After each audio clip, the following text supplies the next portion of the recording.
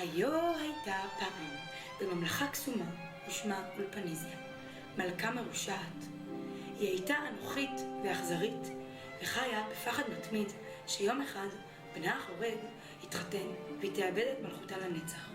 ולכן עשתה את כל שביכולתה כדי למנוע מהנסיך לפגוש אי פעם את השמיניסטית המיוחדת שאיתה יבנה בית נאמן בישראל. מה עוד צריך להוסיף לנסיך שלי? זה בלוט הארי! נכון! קדימה, יש לנו בנות לחתן פה, כמו שאמר הרב סולובייצ'יק. לא משנה כבר! וואו, הוא הולך להיות מושלם! שולחן השבת שלנו יהיה מלא בשירי שבת וילדים קטנטנים, ויהיו לו עיניים כחולות ויפות, כאלה! חמוד! זה פה וזה כאן, ועכשיו השיער והגבות. נהדר, לא? כן, נחמד. תגידי, את רוצה איזה קרמבו? ועכשיו, הנה הוא, בעלי לעתיד. מה אתם אומרים? דומה קצת לרב ארי, לא?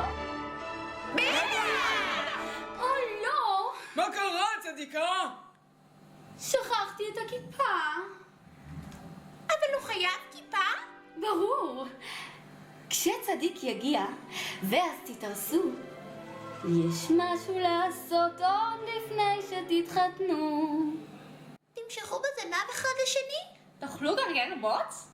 זה אסור. יש כמה דברים שצריך עוד לברר. עוד איך לא אהבת אמת, ויעבור אחד עם שפת אמת, ונלמד יחדיו את הכוזרי באושר.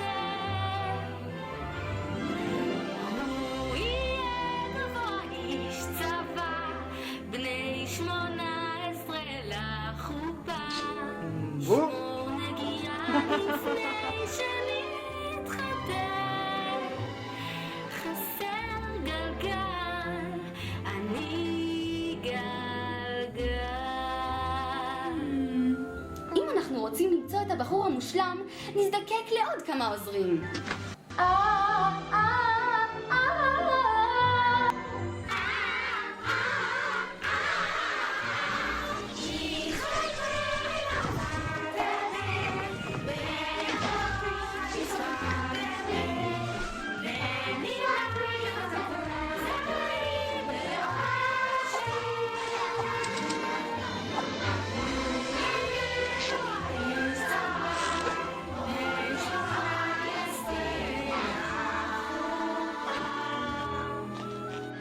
ואברהם יערוך את החופה,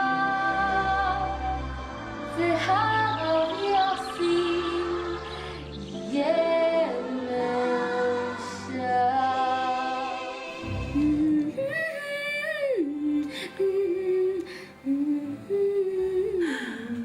דניאל, אתה שמעת את זה? לא, מה פתאום? זה בוודאי ברכה שרה. אני חייב לגלות מאיפה בא הקול המדהים הזה. לא, חכה. אני בן 18, חייב להתחתן, חכי לי. חכה.